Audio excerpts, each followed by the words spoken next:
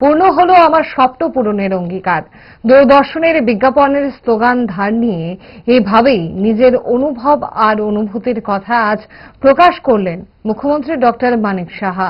আজ রাজধানীর মুক্তধারায় দন্ত কলেজের তৃতীয় বর্ষপূর্তি পালন কর্মসূচিতে কথা বলছিলেন মুখ্যমন্ত্রী।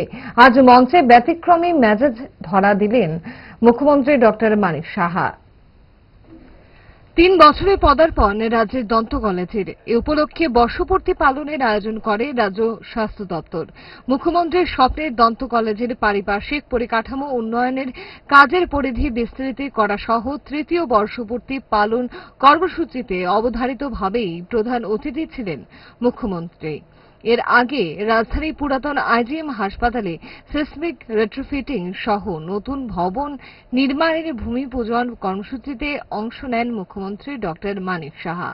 বৈদিক মন্ত্রোচ্চারণের মাধ্যমে পুজো পাঠেও অংশ নিয়েছেন মুখ্যমন্ত্রী। এরপর রাজধানীর মুক্তধারায় আয়োজিত বর্ষপূর্তি সভায় আলোচনায় অংশ নিয়ে মুখ্যমন্ত্রী রাজ্যের দন্ত কলেজ গড়ে ওঠার ঐতিহাসিক সন্ধিক্ষণের উল্লেখ করেছেন চিকিৎসক মুখ্যমন্ত্রী। বলেন, স্বাস্থ্য শিক্ষায় বিভাজন মোটেও কাম্য নয়।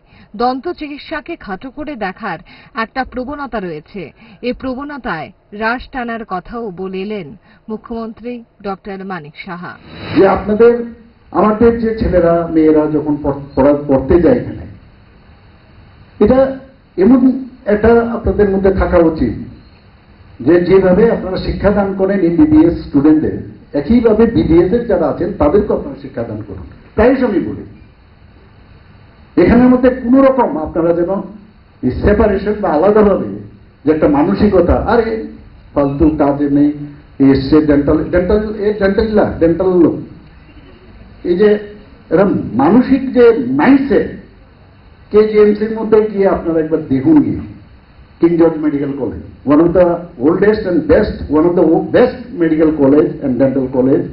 আমরা তো ফ্যাকাল্টি অফ ডেন্টাল সায়েন্সেস ছিল ডিপার্টমেন্টগুলো, আমি সেদিনও গেছি, এখন ইউনিভার্সিটি হয়েছে, শেখার বিষয়। সেখানে এত মেল জেল, এত সুন্দর, ভাবা যায় না সেখানে। রাজ্যে দন্ত কলেজ স্থাপনের প্রেক্ষাপট তুলে ধরতে গিয়ে গত গঞ্জনা আর বিড়ম্বনার সাক্ষী হতে হয়েছিল আজকের মুখ্যমন্ত্রী, তাও তুলে ধরলেন সভামঞ্চে। বললেন, কাজ করতে গিয়ে অনেক অপমানও সইতে হয়েছে। যারা অপমান করেছিলেন এদের মধ্যে কেউ কেউ আজকের দিনে দাঁড়িয়ে মঞ্চ ভাগও করছেন। ইঙ্গিতমূলক নিশানায় ঢিল ছুঁড়েছেন মুখ্যমন্ত্রী ডক্টর মানিক সাহা। কিভাবে একটা জিনিস সম্ভব করা যায়, আমি হঠাৎ করে তৎকালীন সময়ে যেমন হেলথ মিনিস্টার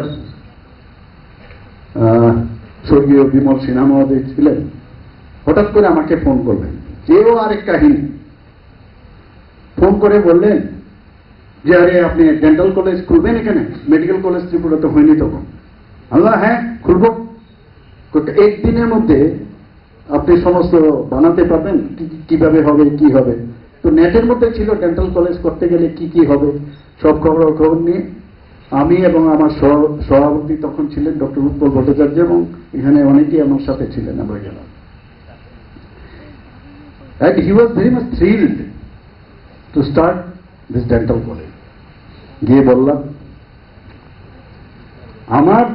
আমাদের যে ডাইরেক্টর যেহেতু মেডিকেল গ্রাউন্ড, এবং আমার যে মেডিকেল সুপারিনটেন্ডেন্ট আমাদের এগেনস্টে বারবার হচ্ছে, আরে এরা তো অনেক কিছু করতে পারে, কি করে হবে, এটা কি করে সম্ভব।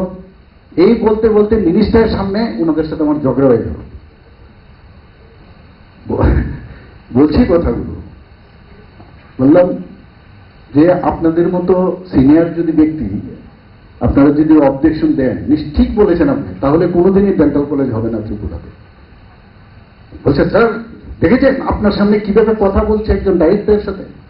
আমি বললাম, স্যার আমি আপনাকে বলছি, আমি অ্যাসোসিয়েশনের সেক্রেটারি হিসেবে এখানে এসেছি, আমার কোনো প্রোটোকল নেই, উনার প্রোটোকল থাকতে পারে। আমি on behalf of the association I am talking with you করে, তারপর তো খুব হয়েছে, আমি বেরিয়ে আসলাম। দুঃখের বিষয়, একজন তো স্বর্গীয় হয়েছেন, আরেকজন এখন একটা স্টেজের মধ্যে আমার পাশেই বসেছিলেন। মানে কিভাবে দুনিয়া ঘুরে, কিন্তু আমরা সম্মান দিতে জানি।